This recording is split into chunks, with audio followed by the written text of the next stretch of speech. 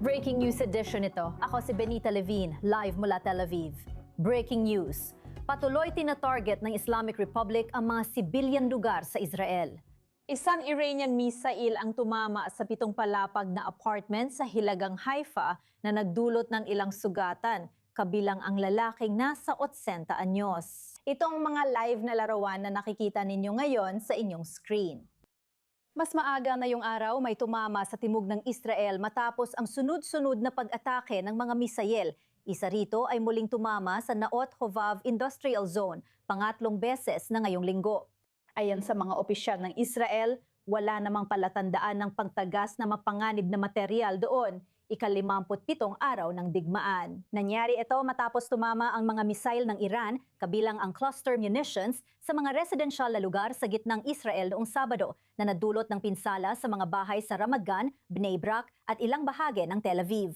Hindi bababa sa 6 ang nasugatan ng araw na yon, karamihan dahil sa shrapnel at basag na salamin.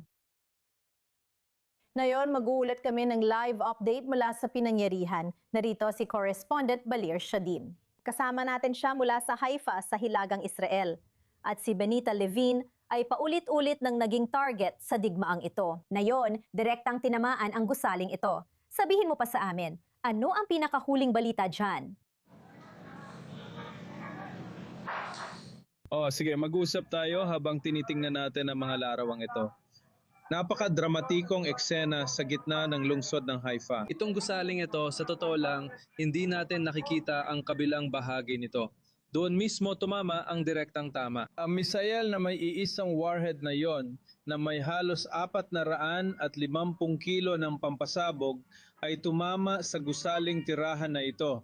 Nagdulot ng malaking pinsala at may mga nasugatan. Pinag-uusapan natin ang isang tao, isang walot, 2 taong gulang na lalaki na noong una ay tinuturing na nasa malubhang kalagayan. Pero kalaunan, ayon kay Rambam, ang ospital dito sa Haifa ay nagsabing siya ngayon ay nasa matatag na kalagayan. Siya ay tinuturing na nasa katamtamang kondisyon. At pati na rin ang isang 70 taong gulang na babae na nasa banayad na kondisyon din bilang resulta ng pag-ataking ito ng misil. 2 pang tao ang nasa banayad na kondisyon mula sa insidente, habang ang iba ay ginamot sa lugar dahil sa pagkabigla. Kaya sinasabi natin na nangyayari ito ngayon matapos ang mahigit 1 buwan ng digmaang ito. Hindi ito madalas mangyari na isang direktang tama ng misil na may isang warhead ay nangyari lamang sa simula ng digmaan sa Beit Shemesh. Nagdulot ito ng malaking pinsala at ilang tao ang nasawi noon. At narito tayo, pinag-uusapan pa rin natin ang 3 pang tao na itinuturing na nawawala. Ang mga search and rescue teams dito, gaya na nakikita mo sa likod ko, ay ginagawa ang lahat ng makakaya upang mailigtas sila sa lalong madaling panahon. Kaya makakasiguro tayo na lahat ng mga taong naapektuhan ay alinman sa pasensya na, sa tingin ko, kailangan dalhin sa ospital o kung ano talaga ang kalagayan nila. Mula ay napaka-dramatikong eksena ngayong gabi sa Haifa. Talagang napaka-dramatikong mga imahe sa likod mo. At balik, mukhang ang Hilaga ang siyang pinakatinatamaan ng karamihan sa mga pag-atake nitong mga nakaraang araw mula sa Iran at mula rin sa Hezbollah. May ulat na drone ng Hezbollah ang tumama sa bahay sa Shumrat. May kumpirmasyon ba? Anong nalaman mo sa buong hiladang front na yon? Kaya hindi lang sa Haifa, halos 1 oras pagkatapos noon, may mga narinig na sirena sa lugar ng Akko. Ayeshev, gaya ng nabanggit mo, isang gusaling tirahan din doon ang tinamaan ng drone attack matapos marinig ang mga sirena. Pasensya na at nagdulot ito ng pinsala sa bahay na yon. Walang nasawi sa pagkakalam ko doon. Pero ito ay siyempre bahagi ng tuloy-tuloy na mga pag-atake mula sa Hezbollah patungo sa hilaga ng Israel, mga drone attack na madalas mangyari. Karamihan sa kanila ay nasasabat, pero tulad ng nakita natin ngayon, maaari rin itong maging sobrang delikado. Patuloy ang rocket attack sa Upper Galilee, Western Galilee at iba't ibang bahagi ng hilagang Israel. Ito mismo ang nagbago sa buong paraan ng pamumuhay ng mga tao sa hilaga. Kung paano sila namumuhay, kung paano nila ipinagpapatuloy ang kanilang araw-araw na buhay. Dahil Sa totoo lang, kailangan nilang manatili malapit sa isang silungan dahil napakaikli ng oras nila, minsan hanggang 15 segundo lang. Iyon lang ang meron sila. Kahit sa Nahariya halimbawa, isa sa pinakamalalaking lungsod sa Hilaga, kaya napakahirap ipagpatuloy ang kanilang araw-araw na buhay. At tiyak maaari rin itong maging delikado, gaya ng nakita natin ngayon. Salamat, Correspondent Balik Slatin live mula Haifa, Hilagang, Israel. Abangan pa ang balita mula kay Balik Slatin sa mga susunod na oras. Salamat. Ngayon, para sa balita, kasama natin sa studio si Yaakov Lapin, Security Analyst at host ng The Lapin Assessment Podcast. Yaki Dayan, Dating Israeli Consul sa Los Angeles at ang aming Senior Middle East Correspondent, Ariel Osarang. Maraming salamat po sa pagpunta sa studio. Nakita natin ang mga dramatikong larawan, Ariel, mula sa Haifa ngayon, isang direktang tama sa isang gusali, araw 57 na ng digmaang ito. Gaya ng sabi ni Bali, 15 segundo lang ang meron para makapunta sa silungan. Tingnan ang mga mapaminsalang mangyayari kung hindi ito magawa. Ito isang napakalinaw na paalala kung kailangan pa ng paalala ng kahit sino. Kung bakit ginagawa ng Israel ang operasyong ito ay para alisin ang banta na ito. Ngayon, ang mga kaaway ng Israel, gaya ng Hezbollah o Iran, plano nilang gawing hindi lang araw-araw, kundi bawat oras ay may mga ganitong imahe. Sa 10,000 mga rocket ng Hezbollah at libo-libong ballistic missile ng Iran sa panig ng Iran. Kaya naman patuloy na tinutugis ng Israel ang Hezbollah at patuloy pa ring tinutugis ang Iran. Ngayon, ito ang resulta ng matagumpay na pagpapahina sa kakayahan ng dalawang kalabang iyon. Kaya para lang maintindihan natin kung gaano kalaki ang pinsala at pagkawasa na gusto sana nilang idulot sa Israel. Kung hindi ba tinutukan ng Israel noon at patuloy na tinutugis ang kanilang mga kakayahang pandigma. At ito ay muling nagpapaalala sa sinumang kailangang paalalahanan kung bakit may digmaan ang Israel. Ito ay para alisin ang mga banta na ito. Ngayon, matagumpay na napahina ng Israel ang lakas ng Hezbollah at Iran. Balak ng Hezbollah na magpaputok ng daan-daang misil at rocket araw-araw sa Israel at nais din ng Iran na maglunsad ng 12-12 ng misil sa bawat bugso ng pag-atake sa Israel. Pero nakikita natin na ang kaya lang nilang ilunsad na yon ay ang pinakamarami na nilang makakaya pagdating sa kapasidad ng Iran.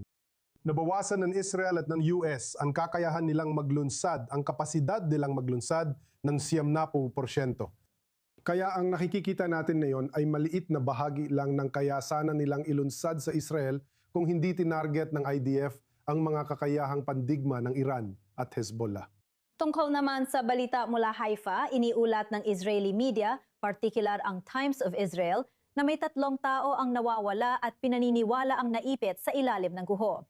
Nakita natin, Yaki, ang mga larawang iyon. Nakikita mo ngayon sa screen, ito ay mga live na larawan mula sa Haifa. Talagang napakasaklap. At ito ang panganib na kinakaharap na yon.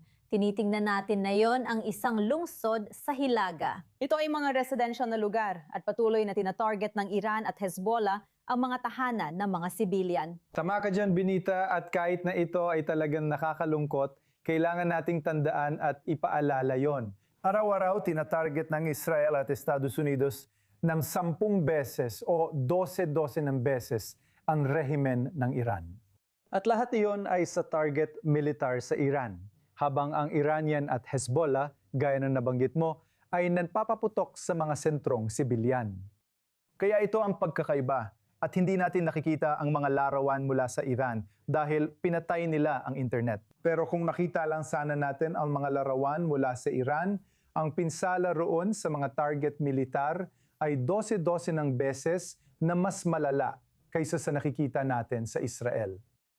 At Yaakov, gusto kong kunin ang pananaw mo tungkol dyan. Dahil alam natin na patuloy ang pagtutok sa mga teroristang lugar sa loob ng Iran at sa loob ng Beirut. Patuloy pa rin ang mga pag-atake kahit ika-57 araw na ngayon. Dahil nagpapatuloy ang mga pag-atake dahil sa rehimeng Iranian, kahit pa tulad ng sabi ni Yaakov, ay humihina at napipinsala ang kanilang kakayahan. At sa katunayan, maaari pa nating idagdag na halos lahat ng industrial na pasilidad militar ng Iran ay tinamaan. halos lahat ng mga ito. Ayan yon sa isang source mula sa IDF na nagsalita noong Biyernes. Kaya kahit ang kanilang kakayahan sa produksyon, ang kakayahan nilang mag-resupply sa sarili nila ay labis na humina. Kaya pa rin nilang magpaputok kahit mas mababa kaysa gusto nila dahil mahusay silang magpakalat at magtago ng kanilang mga kakayahan. Ito ay doktrina ng asymmetric warfare na kinakaharap natin. Ang mga Iranian ang nagpakilala ng doktrinang ito sa gitnang silangan at tinuruan ang kanilang mga proxy tulad ng Hamas at Hezbollah kung paano lumaban sa ganitong paraan. Ito ang ginagawa nila. Ibig sabihin, kahit siren mo ang kanilang pangunahing kakayahan, may natitira pa rin silang asymmetric na kakayahan para mapaputok ng misil. Ganito sila makipagbigma. Ganito ang uri ng sitwasyon na kinalalagyan natin sa loob ng ilang linggo. Mga Gino, manatili po kayo. Marami pa tayong tatalakayin dyan. Pero sa araw na ito, may mga dramatikong pangyayari sa digmaang ito, parehong sa loob ng Iran at sa larangan ng diplomasya kung saan matatag si Donald Trump na kaya niyang makuha ang kasunduan habang pinapataas ng US at Israel ang pressure ng militar. Ang kanyang pinakabagong post bago magsimula ang broadcast na ito ay nagsasabing Martes alas 8 ng gabi. Eastern Time, bahala ka na kung paano mo ito intindihin. Kanina, hindi siya nagpaligoy-ligoy na mag-post siya sa social media na hinihiling sa Islamic Republic na buksan ang Strait of Hormuz na halos 5 linggo ng sarado. Sinabi niya sa kanyang naunang post, ang Martes ay magiging Power Plant Day at Bridge Day. Lahat ng iyon ay sabay-sabay sa Iran. Ang kanyang mensahe ay puno ng makukulay na mura. Inilarawan ng mga eksperto sa digmaan ang pagsagip sa Amerikanong piloto bilang isa sa pinakamapanghahas na search and rescue mission sa kasaysayan. Ang sundalong Amerikano ay nakaiwas sa pagkakahuli na mahigit 1 araw sa teritoryo ng Iran na iligtas matapos ang mahigit 24 na oras sa likod ng linya ng kalaban matapos ang kanyang eroplano ay pabagsakin noong Biyernes ng Islamic Republic. Sinabi ng Pangulo sa Axios nitong mga nakaraang oras na tumulong ang mga Israeli sa matapang na misyong ito. Inihalin tulad ang relasyon ng 2 kaalyado sa pagitan ng isang nakatatandang kapatid at nakababatang kapatid. Dagdag detalye mula kay Aljo Brown. Nakuha na natin siya. Inanunsyo ni Donald Trump sa social media na nailigtas na ang Amerikanong weapons officer na nabaril pabagsak sa ibabaw ng Iran na nagligtas sa US mula sa kahihiyan at posibleng hostage na sitwasyon. Ito ang pangalawang tauhan ng himpapawid na nailigtas mula sa Iran matapos bumagsak ang F-15 noong nakaraang Biyernes, kung saan agad din nailigtas ang mga piloto. Kaunti pa lang ang detalye ngayon, pero ayon sa mga opisyal ng US, daan-daang opisyal at 12-12 ng sasakyang panghimpapawid ang sumali sa extraction mission na isa sa pinakakomplikadong operasyon sa kasaysayan ng militar ng US. Ayon sa Amerikanong media, hindi naging maayos ang operasyon. Ilang eroplano para sa operasyon ang kinailangang sirain at iwanan matapos hindi makalipad mula sa pansamantalang runway ng mga puwersa sa Iran. Ipinagmamalaki ng Iran na pinabagsak nila ang mga sasakyang panghimpapawid. Pero ayon sa US intelihensya, hindi ito totoo at sinira lang ang mga ito para hindi makuha ng mga Iranian. Natagpuan ng mga komando ng US sa lupa ang sugatang opisyal ng armas na naglakad ng halos 2 milya mula sa crash site para makaiwas sa pagkakahuli. Sinasabing tinulungan siya ng mga lokal bago masagip. Nakita ang mga eroplanong pang-rescue ng Amerika sa lalawigan ng Khuzestan, pati na rin sa lalawigan ng Kuguluya at Poya Ahmad. Iniulat ng lokal na media na hindi bababa sa siyam ang namatay sa Koguluya at Poya Ahmad dahil sa mga airstrike ng Amerika. Binati ni Ministro ng Depensa ng Israel na si Israel Katz ang mga Amerikano sa operasyon at binanggit na maaring may tulong mula sa kanilang mga kaibigan. Binababati ko ang ating mga Amerikanong katuwang sa matagumpay na pagsagip sa Amerikanong MNT. Isa ito sa mga patunay ng matibay na kooperasyon sa pagitan ng Israel at Estados Unidos, kahit sa pinakamahirap na mga sandali. Sinabi ni Pangulong Trump na walang nasugatang Amerikanong sundalo sa alinman sa 2 operasyon ng pagsagip, taliwas sa ulat na may hindi bababa sa isang nasugatan ng tamaan ng 2 Black Hawk noong linggo. Pinakamahalaga sa kanya, naging matagumpay ang misyon. Nauna ang kanyang mga sundalo sa mga Iranian, kaya naiwasan ang posibilidad na maging bihag ng digmaan. Isang pambihirang kwento. Yakida yan. Parang eksena sa Hollywood ang pagsagip na ito. Kahanga-hanga talaga. Ano masasabi mo? Napakaraming kabayanihan. Ibig kong sabihin, hindi ka panipaniwala ang kwentong ito. Napakaraming ibinuhos para dito. At ito ay isang tunay na tagumpay para kay Trump. Dahil kung nahuli siya ng mga Iranian, siguradong malaking dagok ito kay Trump, lalo na bago ang kanyang deadline. Nakita natin agad nag-tweet si Trump na ito ang pinakabanal na araw para sa mga Kristiyano ngayon dahil Easter ngayon ang muling pagkabuhay ni Jesus. Kaya agad nating na-tweet yun. Ang eroplano ay bumagsak noong Biyernes Santo, ang araw kung kailan ipinako si Jesus sa krus at siya ay muling nabuhay ngayon na eksaktong tumutugma sa kanyang mga taga-suporta na mga ebanghelikal. At ito ay talagang hindi kapani-paniwalang operasyon kung saan nagtulungan ng Israel at Estados Unidos. Tinulungan ng Israel ang Estados Unidos. At sobrang saya ko na nangyari ito. At ito ay isang kwento ng kabayanihan. Hindi ako sigurado kung gagawa ang Hollywood ng pelikula dahil baka hindi nila bigyan ng kredito si Donald Trump. Pero tsak, magiging hindi kapani-paniwalang pelikula ito. Talagang lampas sa imahinasyon kung paano nakaiwas sa pagkakahuli ang taong ito ng mahigit isang araw. May dala siyang baril, isang gamit pang komunikasyon, at isang tracking beacon at itinago niya si Jacob sa loob ng mabundok na lugar. Ilarawan mo kung gaano kalaki ang rescue mission na ganito. Napaka-komplikadong rescue mission. Ang weapons officer na minsan ding tinatawag na navigator ang namamahala sa pag-activate ng sistema ng armas ng F-15. Talagang sinunod niya ng maayos ang kanyang training, lumayo siya mula sa crash site dahil malinaw na iyon ang unang lugar na hahanapin siya ng rehimen. Nagtago siya ayon sa mga ulat sa mga bangim. Na-rescue na ang piloto kanina. Alam mo, interesante talaga kapag pinag-uusapan ang partisipasyon ng Israel. May napakagandang kakayahan ng Israel na masuyod ang lupain sa elektronikong paraan para mahanap ang mga tao. Ngayon, alam nating lahat na nawawalang personnel, Amerikano o Israeli, ay dapat may beacon na nagpapadala ng kanilang lokasyon. Hindi pa natin alam ang buong kwento dahil ilang araw bago siya narating. May naging problema ba sa beacon transmission system? Hindi pa natin alam sa ngayon, pero malaking ginhawa ito, syempre, una sa lahat para sa mga Amerikano, pero pati na rin sa mga Israeli na matinding nag-aalala tungkol dito. Sa tingin ko, maraming operational na aral ang matututuhan dito. Mga Special Forces, Rescue Forces, ang Unit 600 at 69 ng Israeli Air Force na eksperto sa ganitong uri ng rescue operations. Kaya sa kabuuan, ito ay isang napakasayang pagtatapos ng kwentong ito. At ang mensaheng yon, syempre, walang maiiwan. At iyon ay kapwa pinanghahawakan ng Israeli Army at ng US Army. At napakahalaga ng mensaheng iyon, lalo na sa panahon ng digmaan. Lumipat tayo sa diplomatikong usapan, ayon kay Ariel Osaran Axios, posible raw ang pasunduan sa Iran, sabi ni Trump, pagsapit ng Martes. Kung hindi, ayon sa kanya, sisirain ko ang lahat. Pero gaya ng nabanggit po kanina sa ating programa, bago tayo pumasok sa studio, nalaman natin sa pinakabagong post ng Pangulo ng US, sinabi niya, Martes, alas 8 ng gabi, Eastern Time. Ano ang deadline? Ano ang masasabi mo tungkol dito?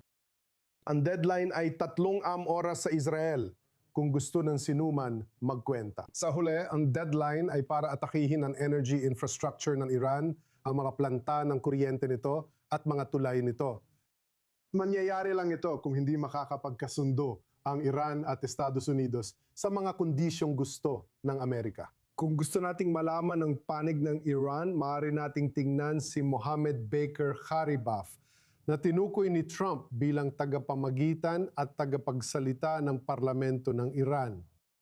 Sinabi niya kay Trump, ang iyong mga kilos ay naghahatak sa Estados Unidos sa impyerno at masusunog ang rehiyon dahil ipinipilit mong sundin si Netanyahu. Kaya isantabi muna natin ang retorika ng pagsisikap na isisi ito sa Israel, gaya ng palaging ginagawa ng Iran mula na magsimula ang digmaan.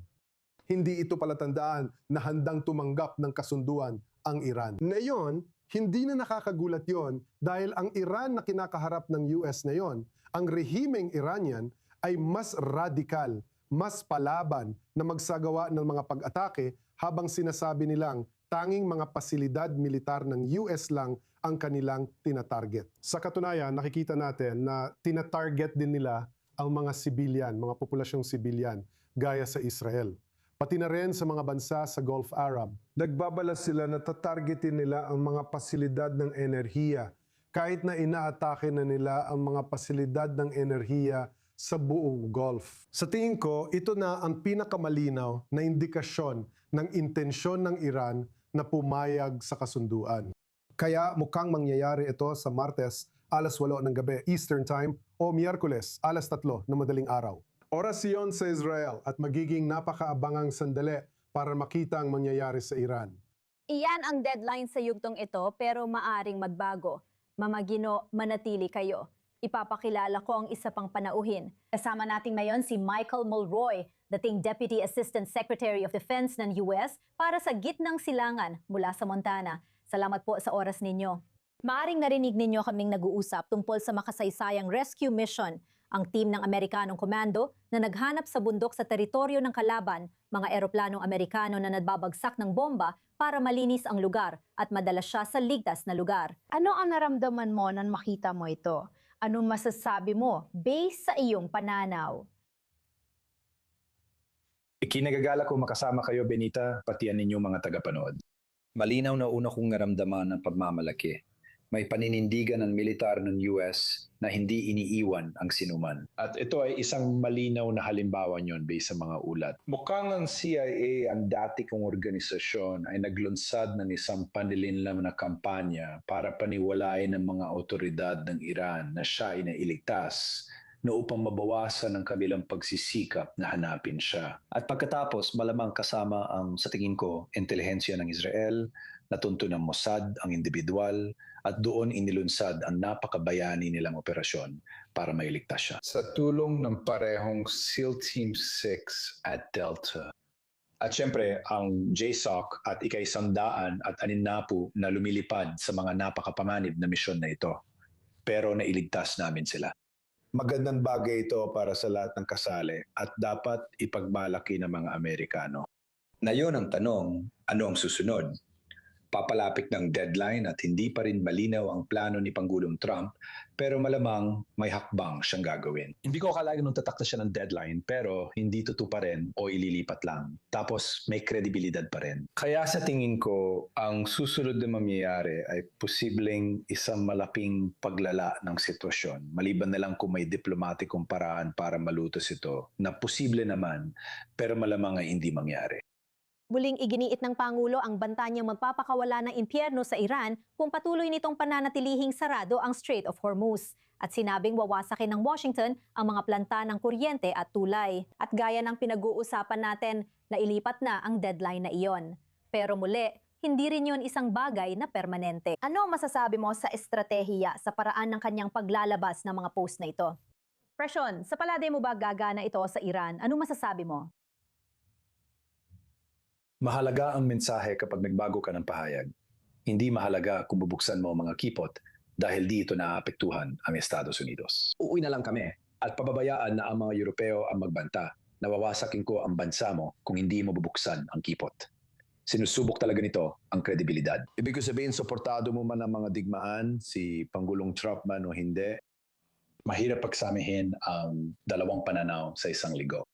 Sa tingin ko, hindi na mahalaga ang mga ekserasyon gaya ng pagpapakawala ng impyerno o pagbabalik sa panahon ng bato. Sa tingin ko, ang pagtutuunan niya ng pansin ay kung susubukan natin magsagawa ng mga operasyong panlupa dahil napakalaking desisyon yun. Malamang mandulot yun ng casualty at hindi pa tiyak ang estratehikong resulta nito. Pero ang pag-atake sa mga planta ng kuryente at mga tulay ay lubos na pasok sa kakayahan at sa kasalukuyang handang gawin ni Pangulong Trump. Ang issue, kung mga civilian planta ng kuryente ang tinutukoy ayon sa internasyonal na batas, hindi ako eksperto rito pero tiyak na kukwestiyonin ang legalidad at pagiging lehitimong target militar nito. Tungkol naman sa mga tulay, masasabi kong malamang ay oo. At iyon ay dahil nililimitahan mo ang galaw ng mga puwersa ng Iran, kapwa ang Army at ang IRGC, pati na rin ang pablusog. Lalo na kung balak mong gawin ang mga bagay tulad ng subukang bawiin ang highly enriched uranium. Kaya gusto mong hadlangan ang kakayahan nilang magtipo ng puwersa.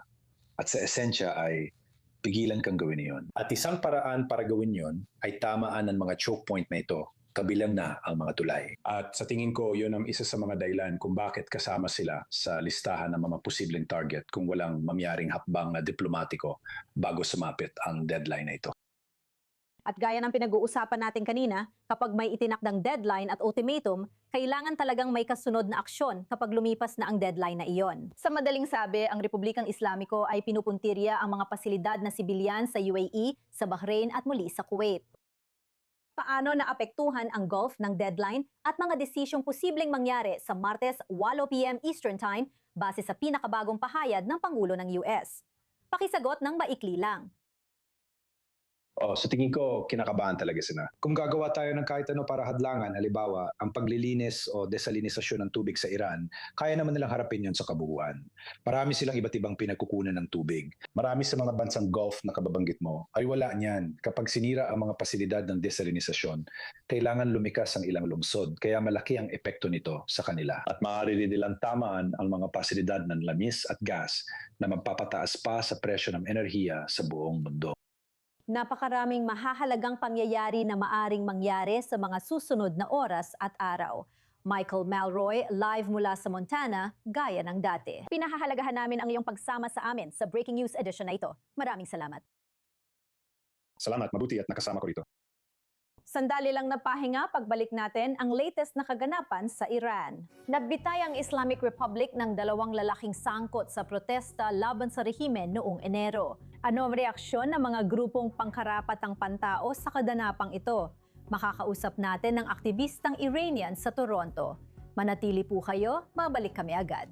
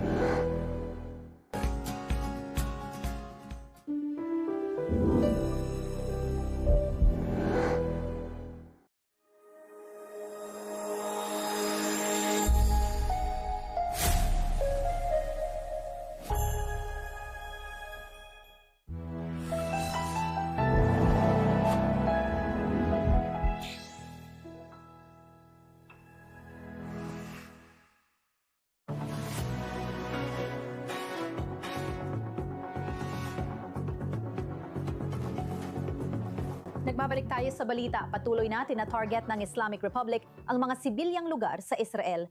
Isang Iranian na misil ang tumama sa 7 palapag na apartment sa hiladang Haifa na nagdulot ng sugat sa ilang tao, kabilang ang matandang lalaki na nasa edad 80.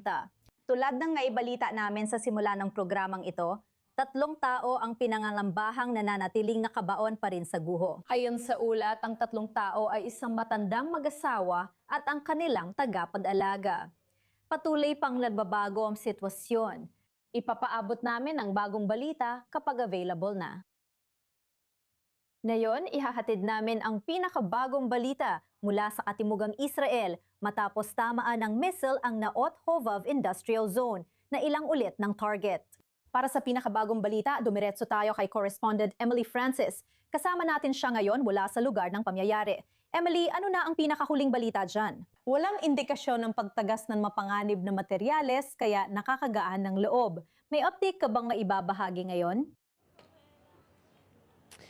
Magandang gabi, Benita Levine. Sa totoo lang, wala kami sa lugar ngayon. Halos isinara na ang lugar dahil ito ang lokasyon ng napakaraming iba't ibang pasilidad ng chemical, umaabot ng 18 sa lugar na yon. Diyan nila nilalagay ang mga nakakalason. Alam mo na ang mga basura, ang tapunan, kumbaga, sila rin ang nag-aasikaso ng pagre-recycle ng plastic, planta ng bromine at mga pestisidyo nila. Kaya naman, napaka-toksikong lugar itong puntiryahin. Kaya sinusubukan ng Iran na tamaan ng mga balistikong misil ang lugar na ito. Kanina, nag-alarm habang nasa malapit kaming shopping center. Kailangan naming bumaba lahat sa parking lot kasabay ng pag-atake mula Hilaga. Buti na lang nga-intercept ito kaya walang malaking pinsala. Pero yung isa kanina ay tumama sa bukas na parang mga shrapnel. At nilinaw naman ng mga opisyal na walang pagtagas ng nakalalasong sangkap o anumang mapanganib na sitwasyon. Pero muli ito na ang 3 beses na tinarget ang lugar na ito. Alam natin na malinaw na isa itong uri ng estratehikong lugar. Kaugnay nito, sinabi pa ni Israel Katz sa Professor ng si Israel Serin na ASCRE IDR hit, $18 bilyong na infrastruktura para sa mga petrochemical sa Iran. At kaya naniniwala siya na ang mga tangkang ito ngayon ay tugon doon. Kaya pinag-iisipan naming bantayan ang sitwasyon dito. Sa kabutihang palad, walang naiulat na malaking pinsala o insidente. Sa Hilaga naman, iba ang sitwasyon ngayong gabi. Totoo yun. Maraming salamat kay Emily Francis sa Katimugang Israel. Mag-ingat ka, Emily. Salamat. Ngayon, kasama pa rin natin sa studio si Security Analyst Yaakov Lapin, Yaki Dayan, dating Israeli Consul sa Los Angeles, at Senior Middle East Correspondent Ariel Osiran. Nag-usap tayo kanina tungkol sa mga banta mula sa US. Kaya heto ang pinakabagong update. Nagbigay ng malinaw na babala si Donald Trump sa Iran, kaya tingnan natin ito ng mas malaliman ngayon. Nanako ang US President ng matinding aksyong militar kung hindi makikipagkasundo ang Tehran at hindi bubuksan ang Strait of Hormuz. Nagbanta rin ang militar ng Iran kaugnay ng pag-atake ng US at Israel sa mga planta at infrastruktura.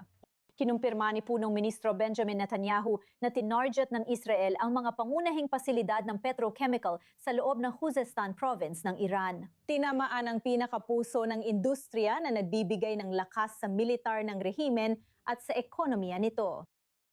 Yaakov Lapin, ano ang kahalagahan ng mga ganitong pag-atake? Patuloy ito at malinaw na magpapatuloy pa.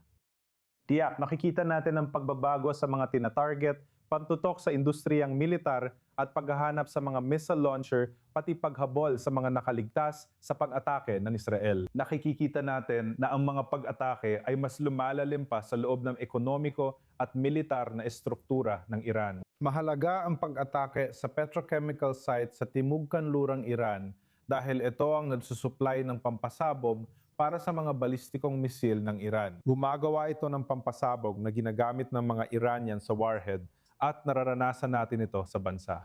Na-generate rin ito ayon kay Defense Minister Katz ng $18 bilyong sa nakaraang 2 taon. Sapat na ang perang yan para pundohan ang paggawa ng mas maraming missile, drone at suporta sa mga proxy na grupo. Kaya nakikita mo kung paano magkakaugnay ang lahat ng ito ang sapot ng terorismo, industriya at militar ng Iran. At lahat ng ito ay magkakaugnay sa iisang malaking sistema. Nakikita mong tinutugis na ng IDF ang ganitong mga target na napakahalaga. Patuloy pa rin ang mga tradisyonal na pag-atake. Sa tingin ko, mahalagang malaman kung gaano kalayo na ang narating natin sa porsyento ng mga target na tinamaan ng IDF dahil wala pa tayong buong larawan kung ilan sa mga target na itinakda nila ang natamaan. Halos lahat ng mga pasilidad ng paggawa ng armas na gustong tamaan ng IDF ay natamaan na nila at halos lubos na nitong naaabot ang mga layunin nito. Hindi pa natin alam pagdating sa kakayahan nilang maglunsad ng mga misil.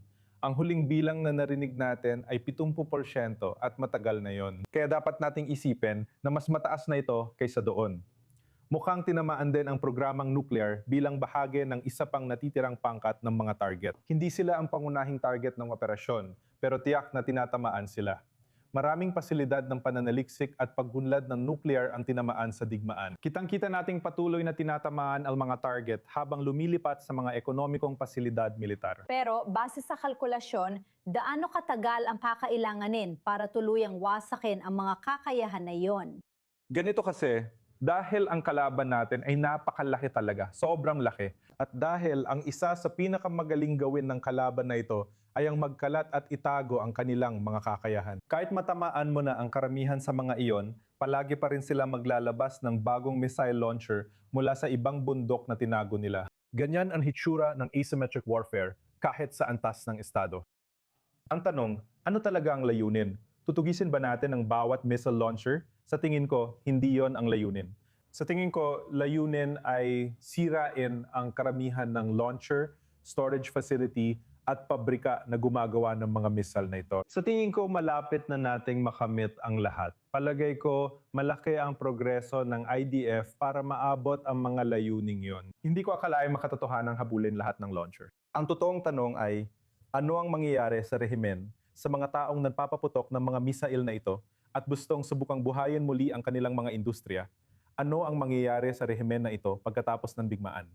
Iyan ang malaking tanong sa mga susunod na mangyayari. Ano sa tingin mo mangyayari sa rehimen, Yaki Dayan? Kaya kailangan natin tandaan ang dalawang bagay. Ang una ay dapat sanang magsasagawa ng operasyong militar ang Israel na mag-isa noong Hunyo ng walang mga Amerikano. At ang pagsama ng mga Amerikano ay lubos na nagpalakas sa misyong ito. Kaya ang layunin ng Israel ay tugisin ang mga misil, ang mga launcher at ang infrastruktura na gumagawa ng mga misil. Ngayon, tulad ng tamang nabanggit ni Yaakov, pinalawak ninyo ang saklaw ng mga target. Dahil dito, sakop na nito ang mga kakayahang nuclear, ang infrastruktura ng rehimen at lahat ng industriyang militar. At ngayon, tinutugis ninyo pati ang mga industriyang may parehong civilian at militar na gamit tulad ng petrochemical, chemical at iba pa. Kaya ito ang unang bagay na kailangan nating tandaan. Ang pangalawang bagay ay walang duda ng pangunahing layunin ay ang pagpapalit ng rehimen. Dahil kung hindi magbabago ang rehimeng ito, sa huli ay hindi sila. Susuko sa kanilang ideya na wasakin ang Israel at wasakin ang Estados Unidos. Kaya sana bumagsak ang rehimeng ito. Pero kung hindi, kaya nakalungkot sabihin, pero ito ay parang pansamantalang pagsupil lang ito sa parang aabutin pa ng ilang taon kung mabubuhay pa ang rehimeng ito. At pagkatapos ay kailangan mong magpatuloy sa panibagong operasyon dahil hindi mawawala ang kanilang motibasyon na ituloy ang kakayahang nuklear at kakayahan sa misil para wasakin ang Israel, para wasakin ang Estados Unidos. Iyan ay umiral at sana sa huli. At sa tingin ko, hindi pa natin isinusuko ang ideya na kailangang magbago ang rehimeng ito. Yakidaya Yaakov Lapin, maraming salamat sa inyong dalawa sa pagpunta dito sa studio. Arul Osaran, mananatili ka pa sa amin ng kaunti pang sandali. Pinahahalagahan ko ang oras at pananaw ninyo, gaya ng dati. Ngayon, para sa pinakabagong balita sa Iran, 2 lalaki ang binitay ng Republikang Islamiko. Sinubukan daw nilang salakain ang pasilidad militar noong mga protesta laban sa rehimen nitong Enero. Ayon sa Amnesty International, ang mga lalaki ay nakilalang sina Mohammed Amin Berlari at Shaheen Vahed Parast. Kasama sila sa grupong 4 na nahatulan ng kamatayan sa parehong kaso. Pinagtibay ng Korte Suprema ng Iran ang sentensya sa 2 tinawag na manggugulo na nagtangkang magsagawa ng malawakang pagpatay sa pamamagitan ng pagnanakaw ng armas at tadamitang militar. Nakakagulat talaga. Para sa dagdag na impormasyon, kasama natin ngayon ang aktivistang pangkarapatang pantao na si Goldie Gumari mula Canada. Salamat Goldie sa iyong oras. Lumalabas na may mga bagong detalye sa pagbitay sa Iran kung saan ang mga lalaking ito ay sumali sa protesta laban sa rehimen noong Enero. Malinaw ang mensahe sa mga Iranian. Anong detalye ang nakuha mo mula sa loob ng bansa ngayon? Kaya katulad ng ilang iba pang mga inosenteng Iranian na pinatay ng rehimeng Islamiko nitong mga nakaraang araw, bahagi ito ng plano ng rehimeng Islamiko para takutin ang mga Iranian na huwag mag-alsa at huwag lumabas. Walang totoong ebidensya na sangkot ang mga ginoong ito sa kahit anong ganoong gawain. Kilala ang rehimen Islamiko sa mga sapilitang pag-amin gamit ang pagpapahirap. Kaya malamang na pinilit lang ang 2 lalaking ito na umamin sa ilalim ng pagpapahirap. Ginamit nila iyon bilang dahilan para bitahin sila dahil alam ng rehimeng Islamiko na ang pinakamalaking kaaway nila ay ang mga mamamayang Iranian. Kaya noong Enero, marami hang pinatay nila ang mahigit 45,000 katao sa loob lang ng 2 araw. At kinumpirma ni Pangulong Trump ang mga numerong iyon. Napakalungkot ng balitang ito. Kahapon, nagbitay na naman ang Islamic na rehimen ng isa pang 28 taong gulang na lalaking Iranian sa Ahros, ang lungsod na pinanggalingan ko. Kaya kaming mga Iranian, alam namin na kung papayag ang mabuhay pa ang Islamic na rehimen, mas lalo nitong guguluhin at sasaktan ang mga mamamayang Iranian sa mas malupit na paraan kaysa dati. Gaya ng nakikita mo, hindi kayang labanan ng Islamic na rehimen ang Estados Unidos at Israel. Kaya lang nilang pumatay ng inosente at walang kalaban-labang Iranian. At iyon ang ginagawa nila. Ito ay bilang tugon sa sigalot. Goldie, anong tugon ang nakikita mo mula sa international na human rights groups, aktivista at Hollywood celebrities tungkol dyan? Sino ang kumukondena sa mga nangyayari ngayon na ikaw mismo ang nasasaksihan doon? Napaka-county. Napaka-counting tugon. Ibig kong sabihin, may ilang kahangahangang celebrity. Alam mo, isa na dyan si J.K. Rowling. Si David, lead singer ng bandang Disturbed, ay lading nagsasalita tungkol dito. Pero karamihan sa tao, hindi nagsasalita. Nakakahiya talaga. At alam mo, ipinapakita lang nito ang pagkukunyari ng kaliwa. Ang pagkukunyari ng kaliwa. Ang mga taong ito ay bulag dahil sa kanilang antisemitismo. Bulag sila sa kanilang galit sa mga Hudyo. Bulag rin sila dahil sa galit nila sa Amerika. At kaya mas gusto pa nilang mabuhay ang rehimeng Islamiko dahil lang sa galit nila sa Israel at Estados Unidos. Nakakahiya itong makita kasi parang sinasabi nilang hindi mahalaga ang buhay ng mga Iranian. Wala silang pake na inaapi ang mga Iranian ng malupit na diktadurang Islamiko. Kita rin ang kanilang pagkukunwari. At talagang naniniwala ako na inilantad ng sitwasyon sa Iran ang mga celebrity o mga kaliwa sa paraang hindi na sila makakabalik pa sa dati. Wasak na ang kanilang reputasyon. Noon may mga flotila na may mga aktivista noong 2 taong digmaan dito sa bahaging ito ng mundo. Mapapaisip ka kung nasaan na sila ngayon. Pero gusto kong lumipat sa isa pang napakadramatikong sitwasyong may mga bagong kaganapan. Sigurado akong alam mo na ang mga detalye ng dramatikong pagsagip sa loob ng Iran nitong weekend matapos barilin pabagsak ang eroplanong Amerikano. Ligtas ang 2 Amerikano. Alam natin na nag-aalok ang rehimen ng gantimpala kung matagpuan ang US Airman.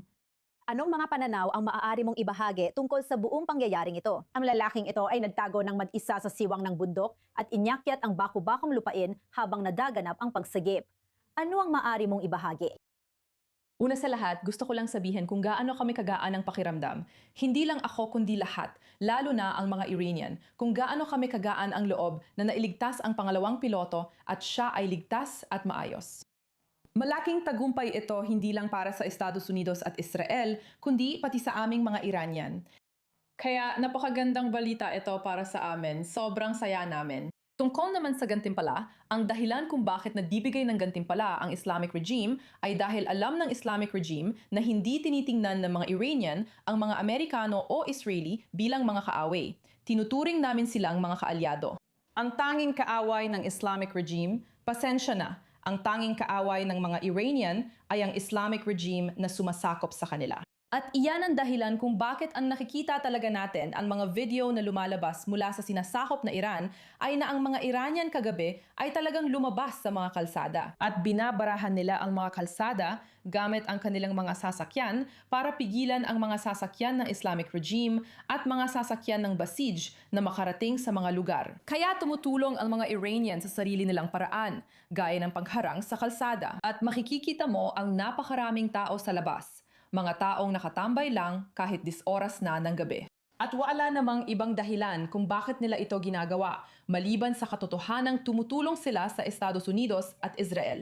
Makabayani talaga ang ginawa nila, lalo na ngayon. Malaki ang panganib sa paglabas at pagtulong. Aktivista ng karapatang pantao na si Gorgie Gamari, live mula Canada. Salamat sa iyong oras at pagsama sa amin sa balitang ito. Maligayang Pasko at Pasko ng pagkabuhay sa lahat ng nagdiriwang. Pesach Sameach. Tama iyon, perfecto. Maraming salamat, napakaganda niyan. Salamat. At ngayon, kaugnay niyan, itinanong namin, ano ang itsura ng digmaan laban sa rehimen ng Iran mula sa loob ng isang cockpit? Well, si Shah Israel, correspondent ng aming Hebrew channel, ay nagpanayam sa kumander ng isang eskwadron ng Israeli Air Force na ilang sandali bago ang panayam ay nasa himpapawid ng Iran at agad ding bumalik doon pagtatapos. Panuuri natin.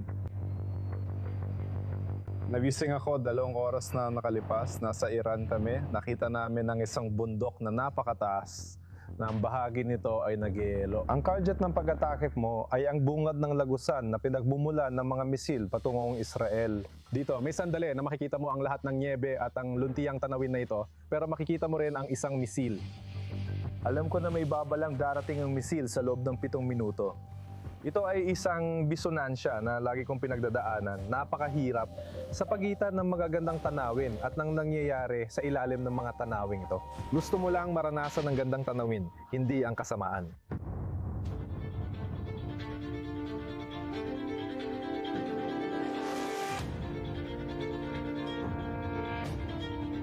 Ang kasaysayan ay isinusulat sa kalangitan ng gitnang silangan sa mismong oras na ito, sa pamamagitan ng mga operasyon at aksyon na hanggang kamakailan lang ay lampas sa imahinasyon. Sa base Roman sa gitna ng Negev, nakakuha kami ng pambihirang pagkakataon na masilip ang tumitibok na puso ng eskwadron ng F-16. Ang makinang pandigma na di tumigil mula simula. Mukhang at ramdam din na ito ay makasaysayan. Talagang bawat sandali ay parang hindi na muli mauulit. Ako ang nagbigay ng briefing sa pagsisimula ng digmaang ito at sinabi ko sa kanila na hinuhubog natin ang kinabukasan para sa mga anak at mga apo nila.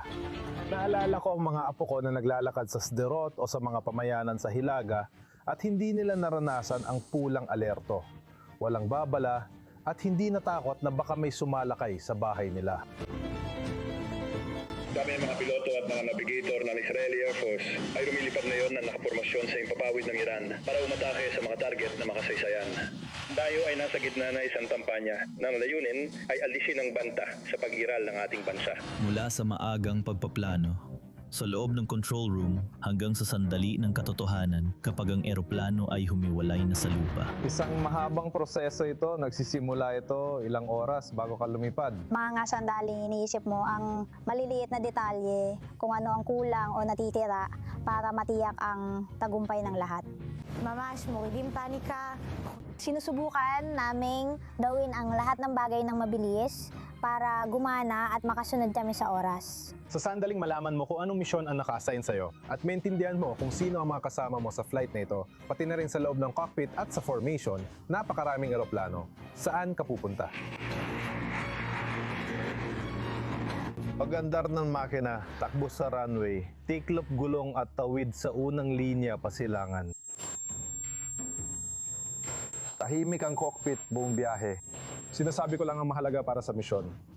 Laging aktibo ang otak ko, iniisip kung ano ang nakalimutan, hindi napansin, di naasikaso, at ano ang susunod na gagawin. Hindi mo iniisip ang hinaharap, hindi mo iniisip ang nakaraan, hindi mo iniisip ang mga anak mo o kung saan ka nagtatrabaho. Palagi nakatutok ka lang sa mismong misyon. Mula sa ganap na katahimikan ng sabungan, biglang sumabog ang emosyon paglapag sa lupa. Pagkatapos, humihinto ang makina at marahil doon mo palang mararamdaman ang bigat ng pangyayari. Binuksan ko ang canopy, dahan-dahan itong bumukas at napansin ko si Commander ng death K sa gilid ng mata ko. Alam kong siya mag-uukit kaya hinihintay ko siya sa death K. Dahil sa pananabik, binuksan niya ang canopy at bumaba mula sa eroplano. Sinuri niya ako at inalam ang nararamdaman at iniisip ko. Tumingin ako, ngumiti at kinawayan siya gamit ang braso ko. Parang ipinaparita ang lakas ng hydrogen na naibalik namin. Habang nasa ere siya, hinihintay ko lang ang paggamit. Pagkatapos ng misyon, nilapitan ko si Abri at niyakap ng mahigpit. Nagbigay siya ng senyas na okay na at pwede na magtiwala. Kung kay Bernato, handa ako lumipat papuntang Iran para sa isang misyon. Kasama ko siya, nakaupo ako sa likod niya, at nararamdaman din nila ang nararamdaman ko. Kamangha-mangha. At pagkatapos, akyat ka sa entablado at naiintindihan mo kung ano ang nangyari dito. Sa mga nakaraang linggo, ang Air Force ay kumikilos sa nakahihilong bilis. Sunod-sunod na pag-atake, daan-daang kilometro sa silangan, malalim sa loob ng himpapawid ng kalaban, record na dami ng mga munisyon, at ang eskwadron ay nagtatrabaho ng walang tigil, walang pahinga, kahit sandali. Bababa ka mula sa paglipad at diretso sa susunod na gawain. Kakain ka saglit, manonood ng video, susuriin ang pwedeng matutunan, magsusulat ng ulat, matutulog ng 2 o 3 oras at maghahanda sa susunod na gawain. Paulit-ulit itong routine na nararanasan ng bawat unit, organisasyon at eskwadron. Parang pelikulang umuulit lang. Minsan sasabihin ng katawan mong pagod na siya, pero dahil sa adrenaline, napipilitan ka pa rin at di mo mapili ang iba. Naunawaan ng lahat na walang puwang para sa pagkaubos, pagod o pagiging maluwag. Wala talaga yon sa bokabularyo natin. Sa buong panahon ng digmaan, palaging nasa plano at lalo na sa isipan ang posibilidad na may eroplanong babagsak. Bilang team komando na gumagabay sa piloto sa impapawid ng Iran, ang panganib ay hindi lang operasyonal na termino kundi bigat sa balikat. Meron kaming mga flight na particular na dumaan sa amin na ang pulisya ay tinatawag naming pulang pulisya. Ano ang ibig sabihin nito? Na ngayon ay aatake tayo kahit napakataas ng panganib. Hindi tayo nagtatanong, alam natin mataas ang panganib ng pag-atake. Ngayon na, kapag planado ang atake, sasabihin kung paano ito sirain kung hindi ay makatakas ito at mapipilitan kang sumugal ng malaki. Ginagawa mo ito para mailigtas ang mga komunidad sa Yafo. Ito ay pakiramdam na alam mong malinaw na nagsisilbi sa pagprotekta ng mamamayan ng Estado ng Israel. Agad-agad. Nakarinig kita. Naiintindihan na napigilan ng planadong atake sa teritoryo ng bansa. Walang masihigit na pagmamalaki dito kapag alam mong sumugal ka ng buhay at handang isakripisyo ang eroplano at crew para hindi matuloy ang atake sa Estado ng Israel. Kapag nagpapadala ka ng mga piloto at alam mong may panganib. Lumilipad kami palagi na may pangganib. At isa sa mga pagkakataon na pinaputukan kami ng missile, ginawa namin ang lahat ng hakbang para makaewas dito. Nang may buong kumpiyansa. Sa ibang lugar, buong tapang kaming nagpatuloy at isinagawa ang misyon. Ang pakiramdam ng responsibilidad at ang buong makasaysayang realidad ay biglang nagkakaroon ng ibang kahulugan sa isang iglap lang. Ang kahulugan ng pamilya. Pagkalipas ng 2 linggo, nakita ko ang mga bata sa unang pagkakataon sa loob ng 4 na oras.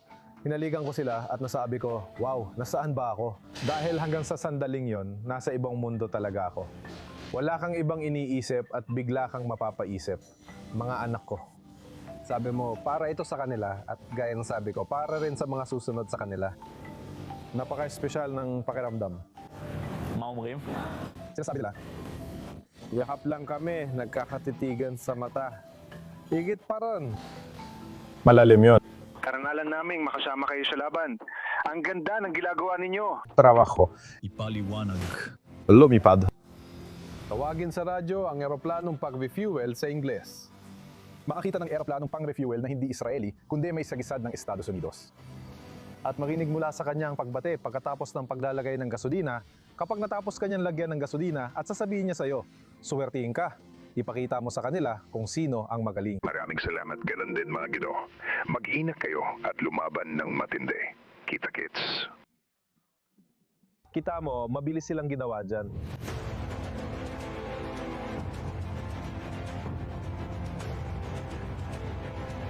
Layunin ng pambungad na airstrike na sirain ang mga posisyon ng kalaban para hindi nadanasin ng kalaban ng daan-daan o libu-libong misil na tatama sa mahalagang lugar, katawan at isipan. May paraan tayong pigilan ito. Ang umaga ng pambungad na airstrike talagang tumatak yun sa akin. Nasa ang buong squadron at kami nag-aabang lang ng balita at ng kanilang paglapan.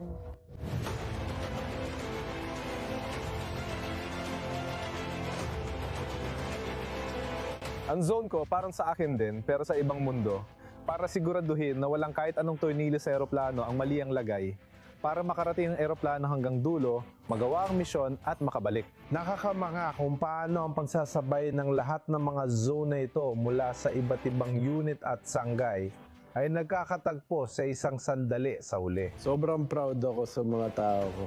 Sobrang proud. At hindi basta-basta magtrabaho ng lampas sa oras. Napakahirap ng trabaho at ginagawa ang lahat ng may ningning sa mga mata at may sagot. At hindi pa ito tapos. Hindi pa ito tapos. Sinasabi ko sa mga tao ko na malamang ituturo sa klase ng kasaysayan. Ang ginagawa natin ngayon balang araw. Bahagi tayo ng malaking proseso. Habang milyon-milyong mga Israeli ang pabalik-balik sa pagitan ng hapag ng Paskua at ng protektadong lugar. Dito nagtatapos. Ako si Benita Levin. Salamat sa panonood. Abangan ang aming broadcast schedule at espesyal na coverage ng I-24 News sa Digmaan. Manatiling nakatutok.